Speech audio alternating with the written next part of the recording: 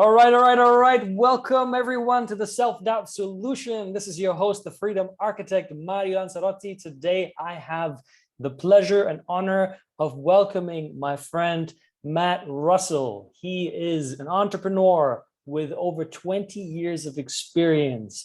He's a leader, a humanitarian, a philanthropist, an implementer, a consultant, a coach. He's a man of many titles. And mostly, he's someone who really cares about adding value to people. He cares about helping people to save time, because time is one of the most precious resources that we have in this life. And he's worked with the juggernauts, you name it, the Disney, BMW, the Ritz-Carlton, Porsche, and many, many more. And most of all, he's a really genuine, good-hearted human being and a powerful leader who really embraces this kind of uncertain time that we have with his heart wide open. Matt, I'm excited to have you on the show. Well, man, Mario, I appreciate this. It's always a pleasure to talk with you. And I love what you say, that you're the freedom architect. And I like watching what you're building, and hopefully I can join along in the process. Well, I think you're a very humble person. And I want to give you a moment to shine more parts on what it is that you actually do and how you might potentially help some of our listeners today.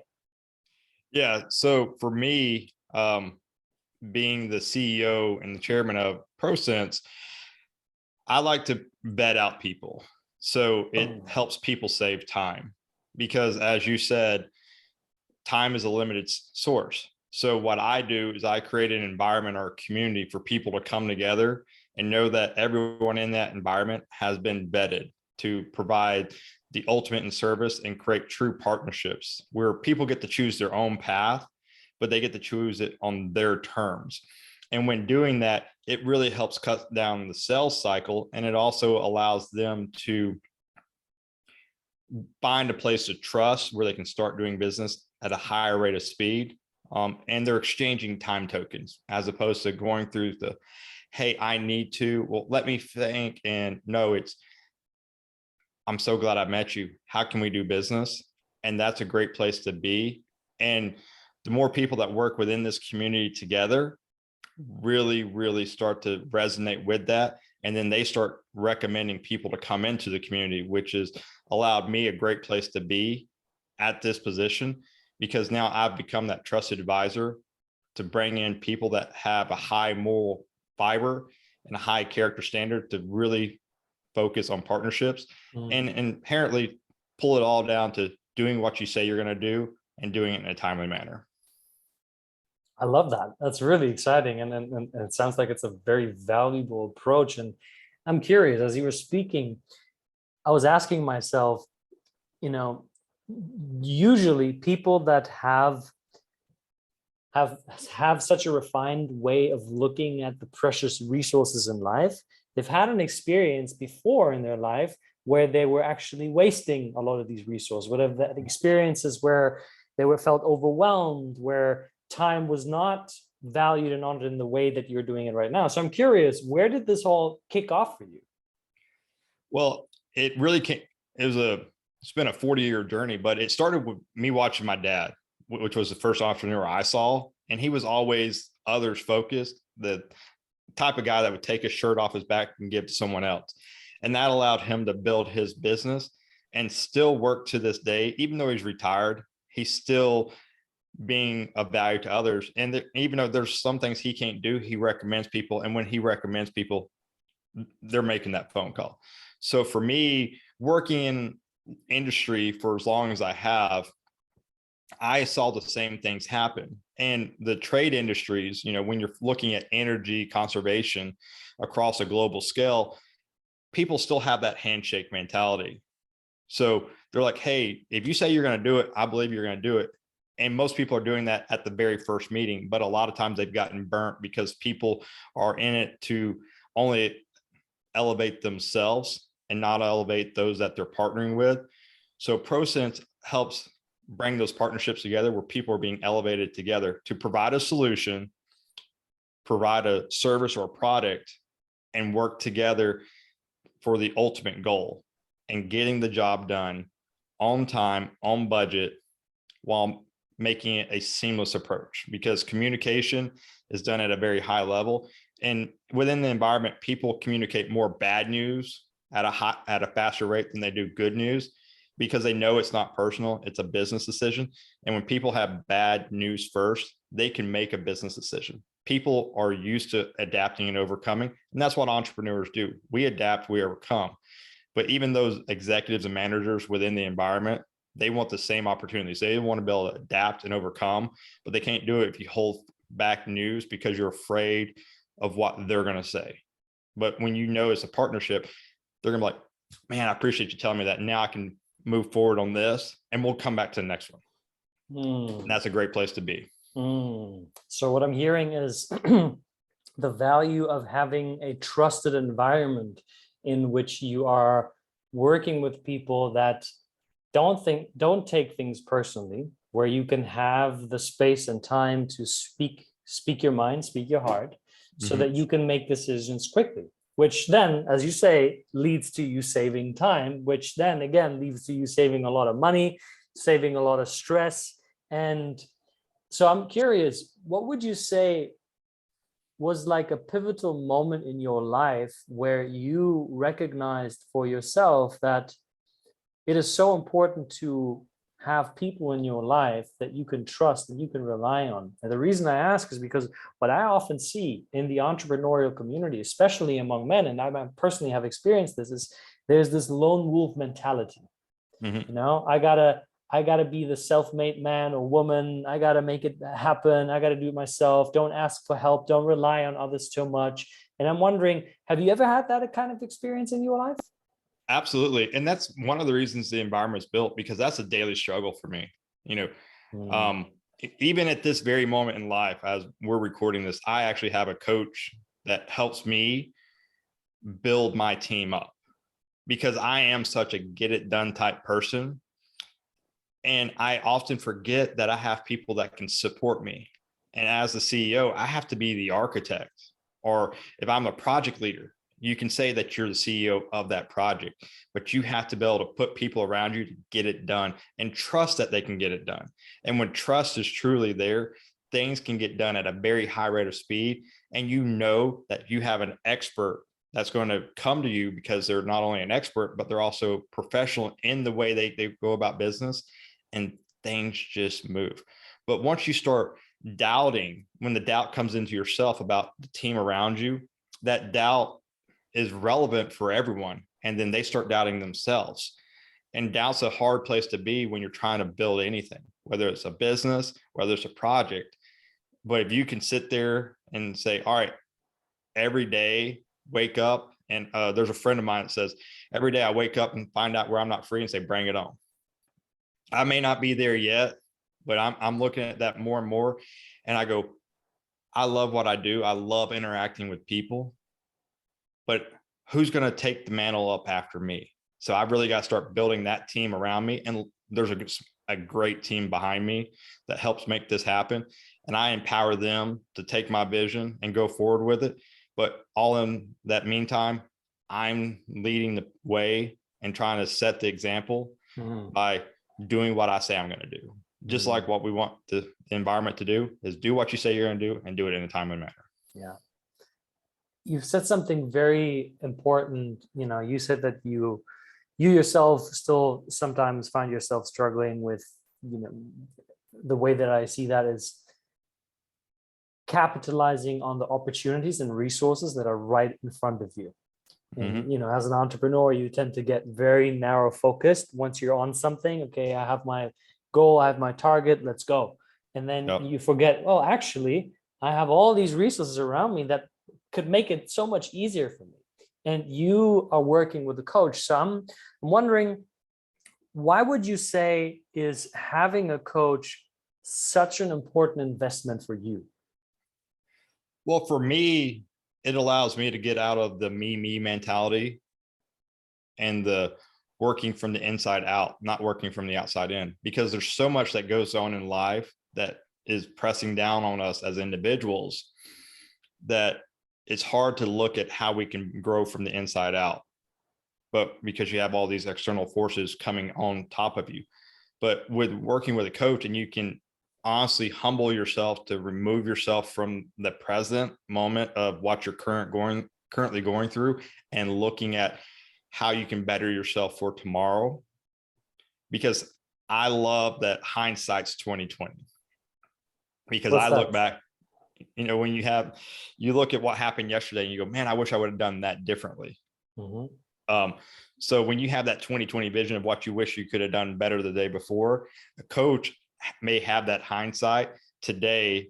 And if you can truly listen to them, they may have never gone through the experiences that you've gone through, but they can help give you the perspective and the clarity to look at the current moment and say, I need to just take a moment, look at it differently, and find the best way forward. And that's an awesome place to be when you can meet yourself there.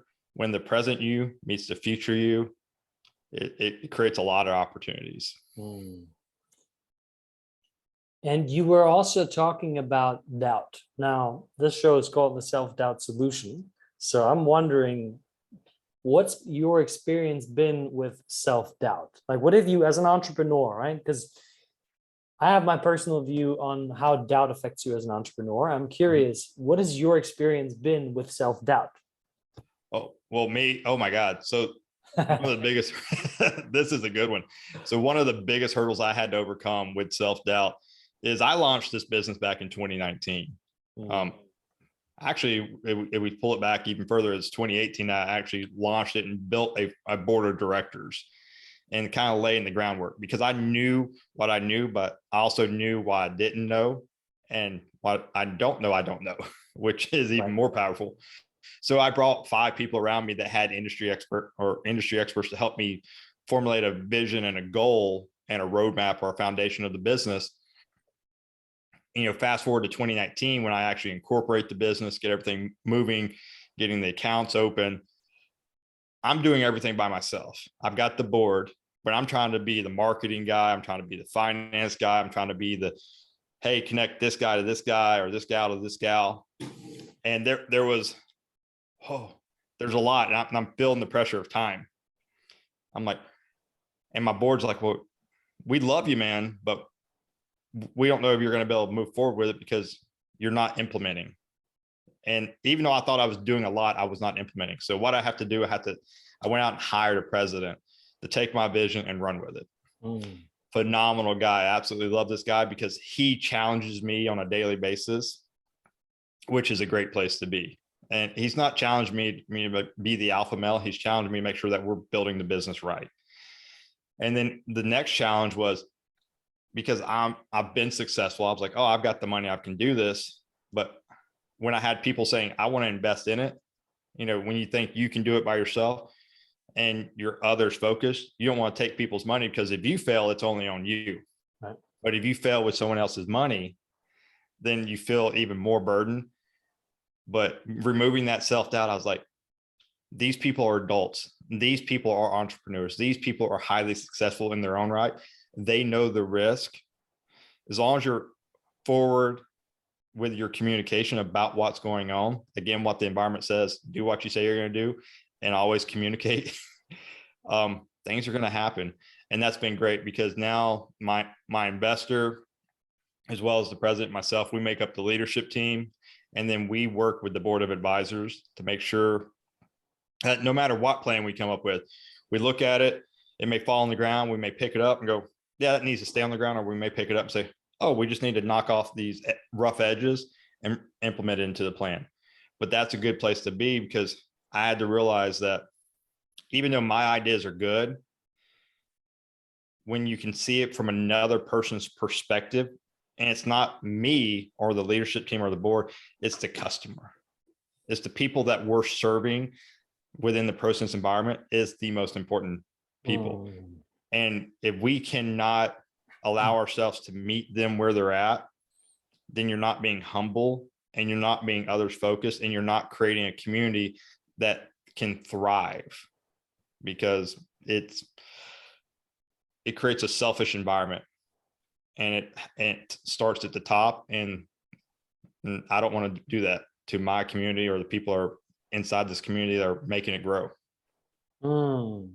I love what you said about being others focused. And you earlier you were saying this me mentality. And it's quite true.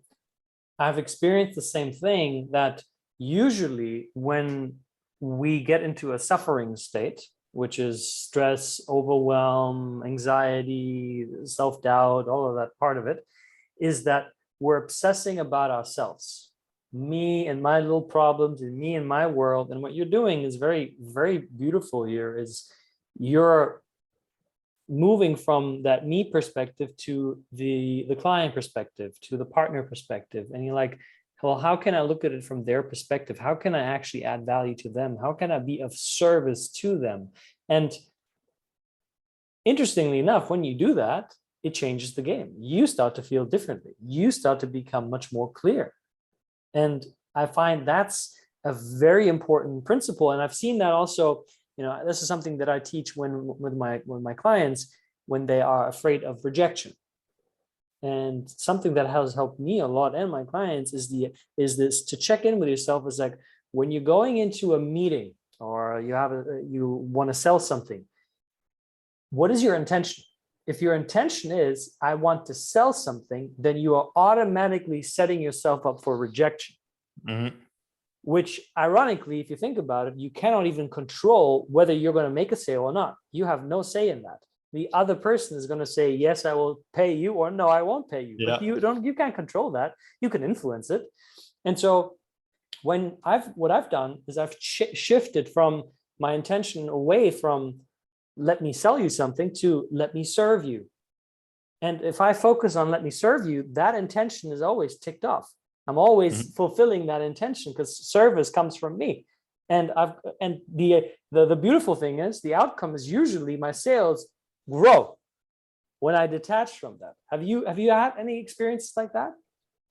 Yeah. One of the things I love saying, and I started doing this, I don't know, 6-7 years ago, is I don't think there's a unique idea out there in the world. Someone else in the world has that same idea. It's just whether they have the leverage position to get it known. But in an industry that I'm in, it's small. I mean, it might look big to others, but when you get in the trenches, you realize how small this community really is between the buyers and sellers. And I've always said, or at least over the last 7+ years, that I want to provide you an explanation of what I can do for you, and you never need me, then need me and not know who I am and what I can do for you. That right there is removing the pressure, I think, for me and the person sitting across from me, is because, again, I'm saying I value your time. I just want you to know what I can do to help you in whatever solutions or problems that you may have. And if I can take my skills, my talent, or my network to bring to the table to benefit you, I'm going to do it. But here's the things that I'm good at. And I learned here recently that a lot of people go through life going, I'm not great. And I think that too. And then if I go back to that statement of my talents, my skills, and my network, I'm great at everything. There's not one thing in this world I'm not great at, because I can look to the right of me or to the left of me and go, I've got the person that's great in that area that's partnered with me, and now I can be great for you. So I've just, that's a fundamental shift for me, is I went from I'm good, but now I'm great.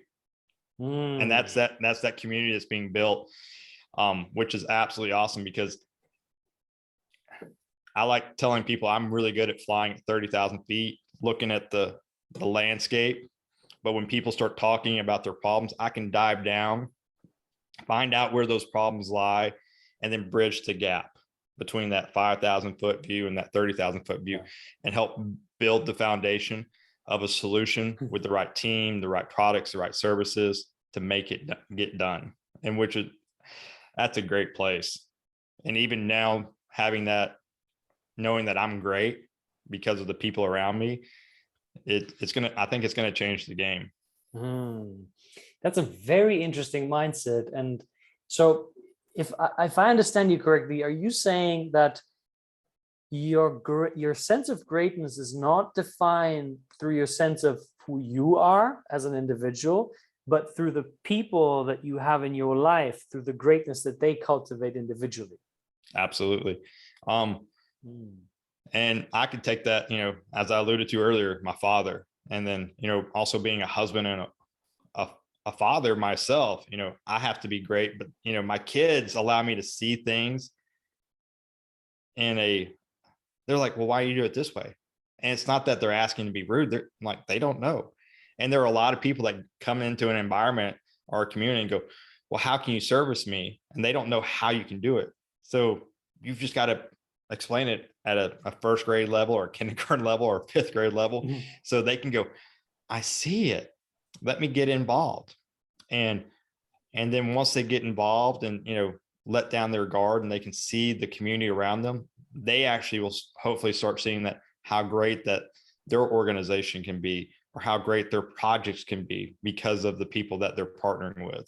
Yeah, I love that. I love that mindset. That's something that I'm going to take on. So thank you for that. Yeah, man. And you said something earlier that I also want to narrow in on because I found it really interesting in this. You said that you don't believe ideas are unique. And say, for instance, because I've heard something very similar and I've actually watched a documentary on this. Before I elaborate, I want to ask you, why do you say that? Why are ideas not unique? Well, I think the reason that ideas are not unique is many people have thought it, Mhm. but there are many people that have lacked the perseverance to implement it. Like recently on social media, I saw a car that runs off water. Mhm. And I was like, oh, that's really cool. And it's on social media. We now have social media. So there's all this content we can consume. But then I went back, I was like, Google, I did a search and they were finding cars that ran on water 10 years ago, 15 years ago. Yeah, even a lot before Yeah. that. Yeah. Yeah. So again, the idea is not unique, but you don't know about those because the person didn't have the team or what I like to say, a leverage position to get that to those that it can really be beneficial to, or those that can take it and run with it. Because for me, I've got a community, but also go, how do I build the community? Where does community process come to mind? And then I look and I go, oh, I grabbed a little bit of this idea and a little bit of this idea, and I just rework the ingredients to make my pie. Mm. Because a lot of people make apple pie and a lot of people love apple pie, but some people put their own twist on it. So it's not a unique idea, but it's how we position it and the team and finding that position to elevate the vision for the masses. Yeah. So I like this idea that you just presented, and the reason I asked is because I actually watched a documentary the other day. I can't give you the exact details, I'm paraphrasing, and it was talking about exactly what you said, that ideas are not unique, and it was showing proof of many of the greatest inventions that humanity came up with. For instance, Einstein's theory of relativity. At the same time, the same theory was brought up in other countries that with people that had no contact with one another. And back then, it wasn't like, oh, Instagram, Twitter, all of a sudden the idea is out there. And what they concluded was that because everything is consciousness, because there's a quantum field of information, that essentially our brains are just receptors for that the ideas we're just tuning into, and they come. And then it comes down to what you were saying, is the implementation of it.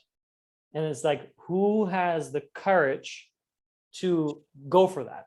Who has the willingness to withstand all of the adversity that comes your way once you make that decision? Say, yep, I'm going to take it out of my head and I'm going to turn it into a material, physical reality.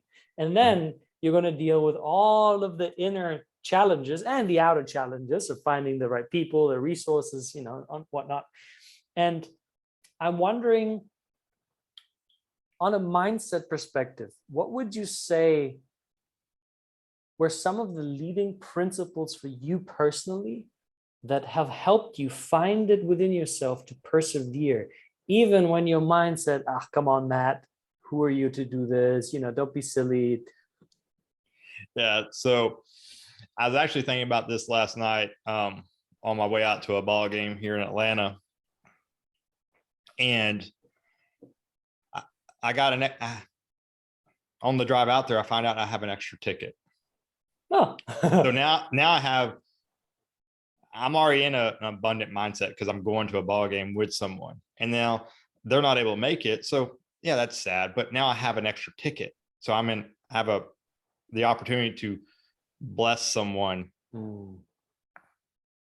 And I made 3 phone calls. And for those that are going to hear this later, I'm hoping they're going to see this, and the 3 phone calls, you know who you're going to be.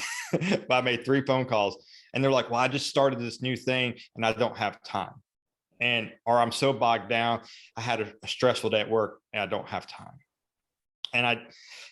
And they all said, I don't have time. Mm. Where some people love it about me, some people don't like it about me. But when I'm given an opportunities come every single day. Being present for that opportunity is a once in a lifetime opportunity. Mm.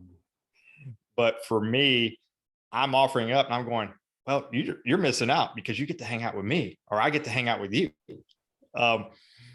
But finally I made a phone call and they're like, yeah, absolutely, we'll be there. Like, do we need to be there now, or the game's in a couple hours? Like, no, just get there. They're like, and you could feel it. And because of their excitement, because they took themselves and they're like, yeah, I was doing this, but I'm going to step away to put joy in my life. That's the mindset. Because if you cannot find ways to put joy into your life, it makes it next to impossible to persevere. So I take my life and I try to put as much joy in my life by being with other people, because I am others focused, whether it be my kids, my wife, my friends, my family, my colleagues. When I can be there, like this weekend, I'm going to be spending time with my dad and my brother for their birthday. And it's going to be a kayaking trip. Mm. Not my favorite thing to do anymore. Yes, I still have kayaks, but it's not my favorite thing. But I've never gotten off the river and going, man, that sucked. I've gotten off the river and go, and on the way back, the commute back to the house, I'm like, we're talking, we're like, oh, did you see this? Did you see that? And it's that joy. It's because we were there. We got to share something together. And when you can share a moment together, or just share something, whether it's in isolation, there's wonders all about us, even walking out today, just to get my mind right, I saw 3 deer. But if I wouldn't have gotten up and taken my walk, I wouldn't have seen those deer, and they didn't run off. But you have to be present for the blessings that are there. And now, even if something comes about, that I'm not a big fan of, or stresses me, I can go, it's only right now. Why am I going to be so focused on the bad in this moment when there's so much more good around me? You got to be present for how did you phrase it? It was so beautiful. The blessings. You got to be present for the blessings to appear to you, because they're there. They're right there. The 3 deer. Some people might be, oh yeah, there's just a 3 deer. But then, you're there in that moment and you're appreciating, and they're not running away, and you can just enjoy that moment. And, I love this, because now we're tying together the pieces. Now we're tying together the pieces of time, of being an architect, and joy. And you said something that I realized the hard way. For me, when I became an entrepreneur, and maybe you can relate to this, is I became an entrepreneur because I wanted to have freedom. I wanted to be free. My idea of being free was be my own boss, decide where I live, what I do, with whom I work. And then 5 years later, I found myself working 24/7, 7 days a week, constantly going at it. And then when I was taking a little time off, I was thinking about how can I improve the business. So I was never really off. I was constantly on. And I asked myself, I was like, is this what you signed up for, Mario? And it's like, no, you didn't. This is not freedom. And then later on, I started to realize, wait a minute, as an entrepreneur, you got to be the architect, which is also where my title comes from, the freedom architect, because to me, that architecture starts in your mind. If you can't architect, if you don't have the architecture of freedom within yourself, forget about even designing it outside of yourself. And you said something so important. You were talking about joy. And I wish so many more entrepreneurs would take this on to design their life around what brings them joy. Like that's such a superpower. Like, why do you think entrepreneurs don't do that? Why do they delay joy? I believe entrepreneurs delay joy because it's a scarcity mindset. It's because of things that have occurred in their past that's affecting their decisions today. And like, I didn't want to become an entrepreneur for those things that you mentioned. Obviously, those are things I want now, but I've said in private conversations, and this will probably be the first time I say it publicly so the world can hear it, but I became an entrepreneur because I got tired of working for people that were amazing people. I will not discount the people I've had the privilege to work for and with, but my vision for their goals superseded their own vision. And when you're in that, it creates conflict, because some people, they feel you're challenging the alpha in them. So for me, if my vision supersedes their own, that's not a good place to be, because I value the relationships that I have. I value the network I have. But by creating a community that can lay forth the groundwork for partnerships with these organizations, and then they have the ability to join and dive in as much as they want to. And the more they dive in, the more they see it's not scarcity. It's just leveraging the right tools, pulling the levers at the right time, having the right team around you. So for me, I'm creating something that created conflict when I worked with people, because I've hated to, work with people or hear stories like, hey, we're having to, change our commission structure, and now you're hurting your top earners, or we're going to have to change this because, we're not making it. You're always affecting those that are building you, but as opposed to affecting those that are building you, changing the dynamics of how you reach and how you bring value can allow you to stay, equal, or find, maybe a step back, but then you're taking that one step back going, okay, that's what's wrong. And then you can really move forward. And you cannot do that. And now in the community of ProCents, I said the other night to my board, I said, there are ideas that I've got going for 2023 that have made me nauseous at my stomach, at how big and audacious they are. And I'm probably not going to hit all of them. Actually, I guarantee I'm not going to hit all of them. And that's not me putting self-doubt in there, but it's because they're so big. But if one of these or two of these come about, it is a game changer, not only for me, but also the people that I'm helping to try and serve. And that's a good place to be, because my vision continues to get bigger and bigger. And these guys are going to see that there is a better path forward, and I'm just laying it. What's a good practice for someone who wants to build a powerful vision, but they don't really know how to? Well, for me, I will tell you, me building a powerful vision is getting with my friends that know nothing about what I do. And I just start talking about it. And I'm like, hey, what would you do? And I need you to be just crazy. and they might throw and they might throw an idea out there because they don't know the constructs and the confines, the foundations underneath it. They just say, hey, have you thought of this? I'm like, all right, because you never know where your ideas are going to come from. And, one of my ideas for 2023 is my kids and I were watching television and there was a news broadcast that came about, and I won't say the name because it will say what I'm looking at doing in 2023. But my kids go, you should work with him, Daddy. Because he had this big grin on his face, and he's a charismatic character, and he's changing the game when you think about energy. So I might have given away for those that put two and two together, but they're like, you should work with him. So what am I doing now? I'm trying to figure out, how do I get in touch with him? What's the thing that's going to get him to say, I'm going to give him 10 minutes of my time? Because again, I have to exchange my time tokens for his time tokens. And I got to come with it.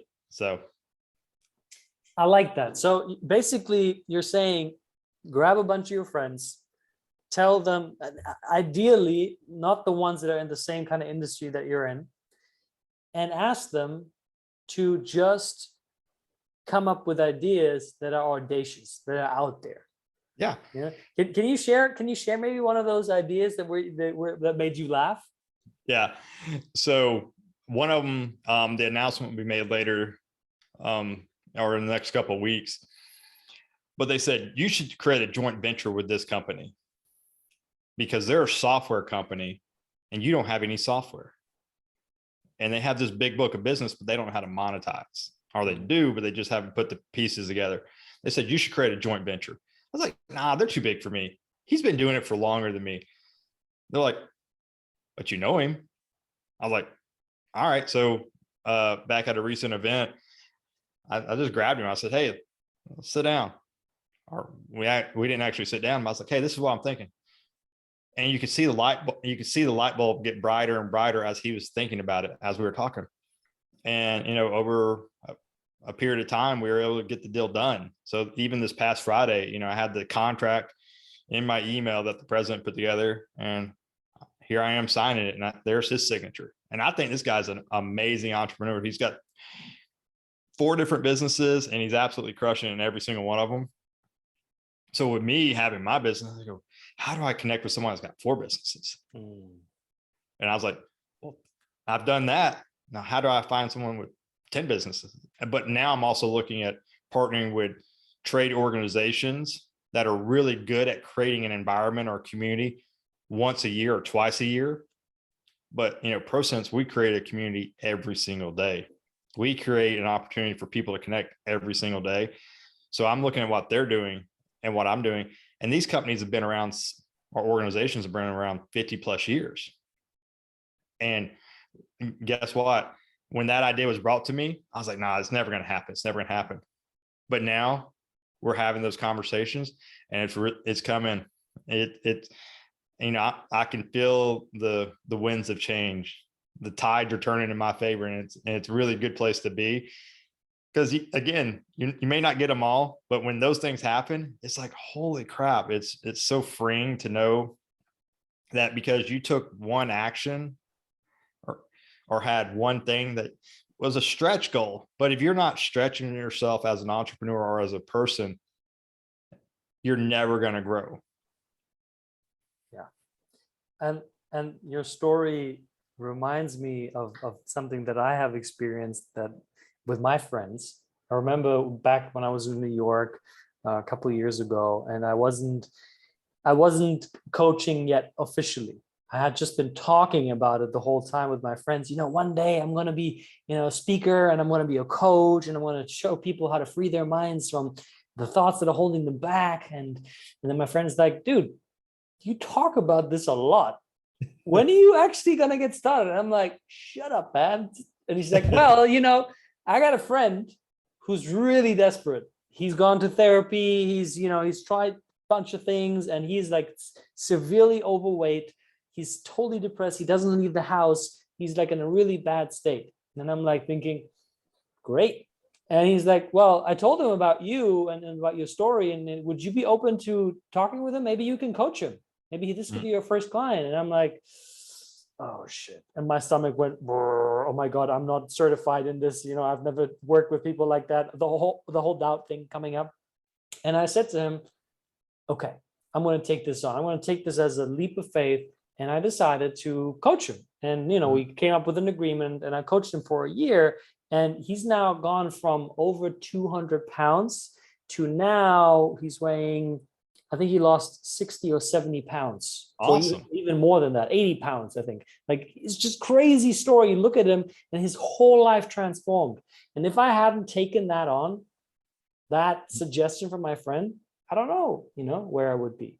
And Yeah. so I love this mindset that you're bringing forward to, like, talk to your friends and have them challenge you, have them throw out ideas to get you to that place where your stomach goes. That's when you're about to enter the growth zone. Yeah. And the thing about that is, I still live in the same community I went to high school in and went to elementary school in. So there are a lot of people that still know me from when I was eating dirt, making mud pies. But with that, this is a leverage position. There are so many people that go through life and they don't want to see you succeed because they came from the same background. They came from the same environment. So they're going to be your naysayers. But those are your haters.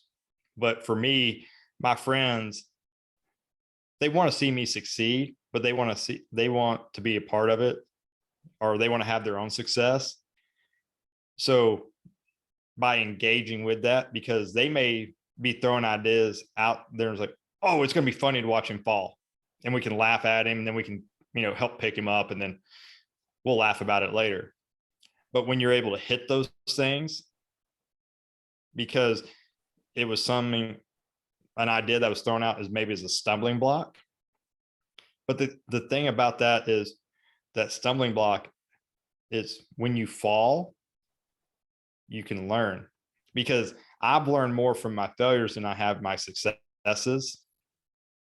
So even though I'm going to make these big, audacious plans, I may not get them all, but I'm going to learn something from them all. And that right there, that's a good place to be. And so that's what I'm taking away from it. I'm like, I'm going to try this and I'm going to fail, and I'm going to fail miserably. But, I tried.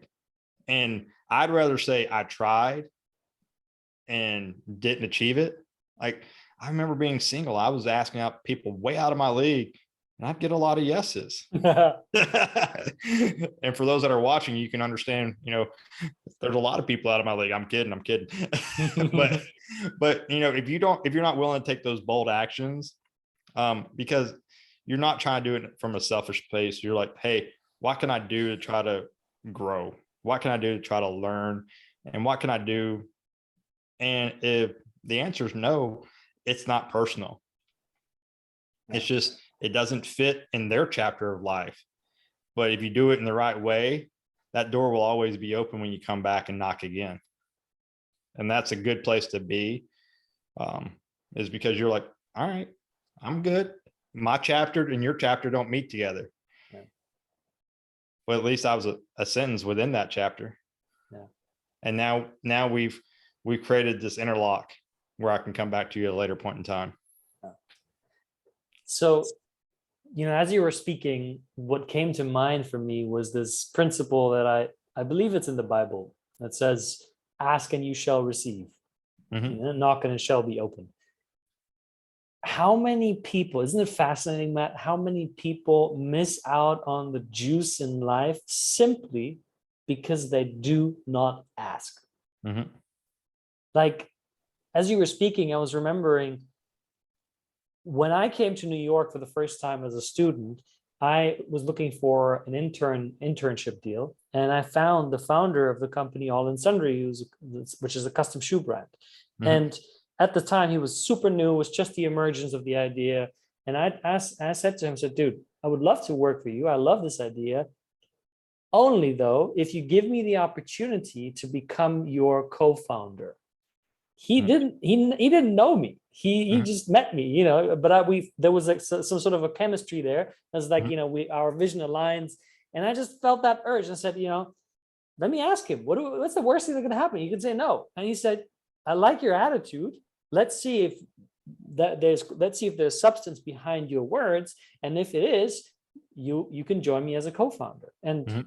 that was my ticket for New York. I became the co-founder. We sold the business. I met tons of incredible people. I became a coach and a speaker. But if I'd never asked, I would never have been given.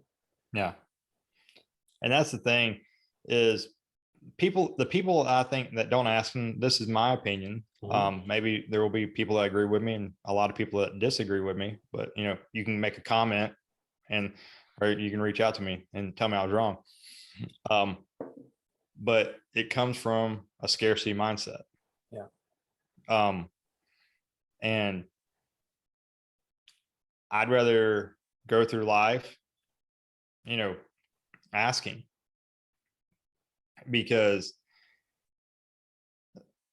who was it? I can't remember, Bill Gates or Steve Jobs is one of the big tech guys.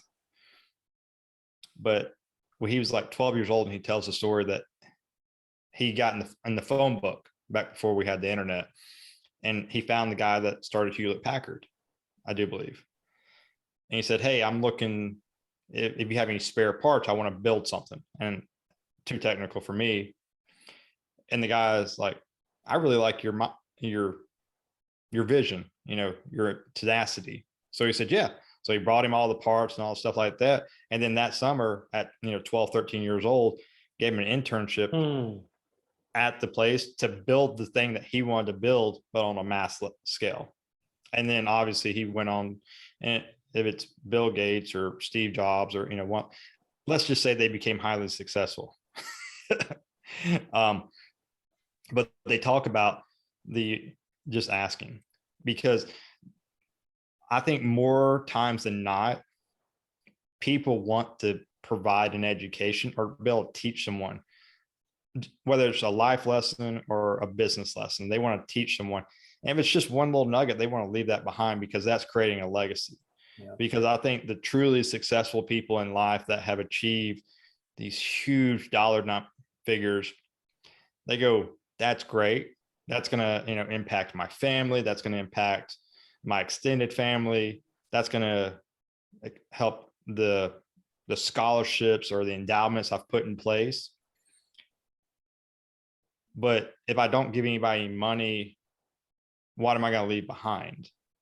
And some, you know, I don't know these people, so I'm not going to speak to their character, but I think when you're able to come to them in a sense of servitude to say, I want to be of service to you. And as we talked about earlier, exchanging the time or time tokens, they're going to like, I'll give you an hour, but I'm going to ask that you do this. So there has to be an exchange there. And that's one of those things that I think for everybody, if you ask, they're going to give you, they're going to teach you something. You know, I've never been in a place I didn't know and not been able to stop off at the side of the road before GPS and say, hey, where am I at? How do I get back to interstate? I never once did I have people not point me in the right direction. And that's just a basic life lesson. If you're willing to ask, someone's going to point you in the right direction. But you got to be willing to take that path. Yeah. Yeah.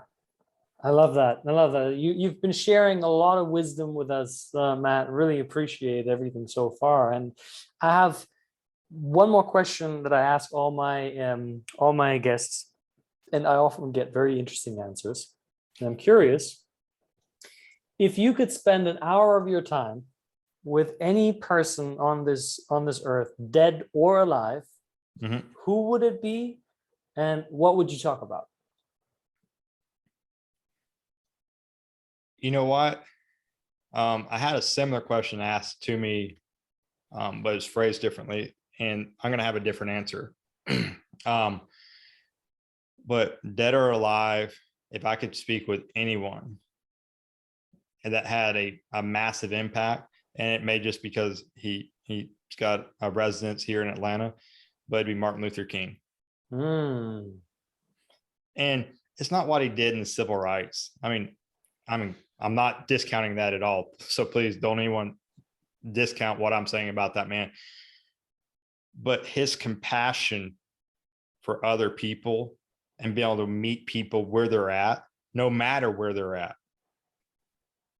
and try to provide a point of elevation for each and every person he met. I think just spending an hour with that could be monumental, because a lot of people talk about it, but I think he probably had a bad day or two.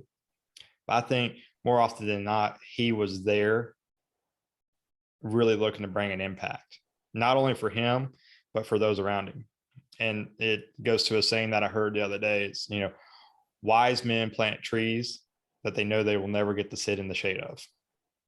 And I think that right there sums up the life of Martin Luther King. And I'd like to do that in my own right.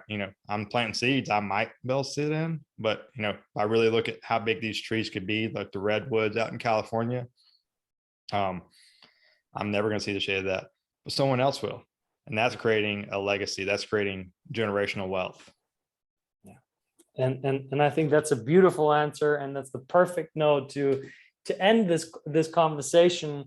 I really love what you just said about planting the seed and not knowing whether you're going to be able to sit in the shade of that tree. And it's not really that important. What's important is that you're planting the seeds, that you're having fun while you're doing the planting, that you're cultivating a sense of joy, and that you're doing it with other people that you love elevating and they love elevating together with you, and that you're someone who is focused on helping others, serving others. And I think that makes you not just a very successful entrepreneur, but more importantly, a wholehearted human being. And that's what I appreciate a lot.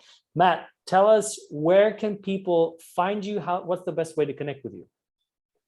Well, I'm going to say three things. So the first, visit the website, ProCents.com. So www.ProCents.com.